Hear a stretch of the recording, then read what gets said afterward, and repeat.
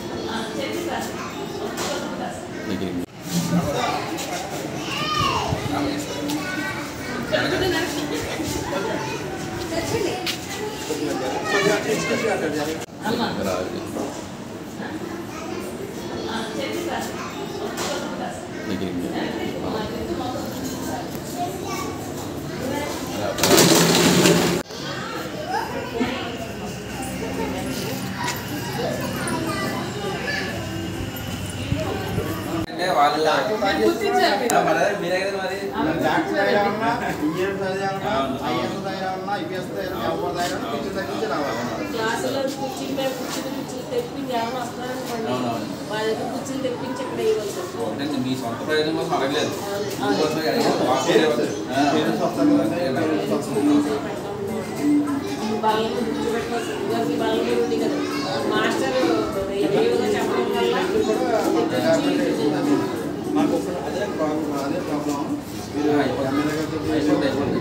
మీరు మా స్కూల్ తీసుకోండి.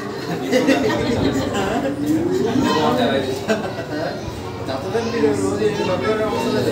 గవర్నమెంట్ నుంచి వచ్చి మాకు వెళ్తే సరిపోతుంది.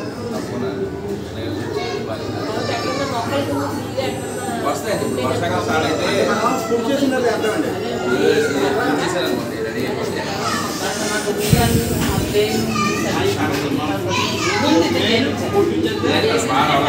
ఎందుకంటే ఏరియా కూడా అందరికీ బాగా సపోర్ట్ చేస్తాం. ఆ రోజు అమెరికా దగ్గర ఉన్నప్పుడు దగ్గర ఉన్నాడు. కోణం చెప్పి వస్తుంది మనకి ఈ బుక్స్ మనకి ఈ స్కూల్లో చెప్పాను. నాకు సిచ్యువేషన్ తెలుసు కదా, చాలా మంది వస్తూ ఉంటారు. ముందే రోడ్ తాగట్టుగా సిచ్యువేషన్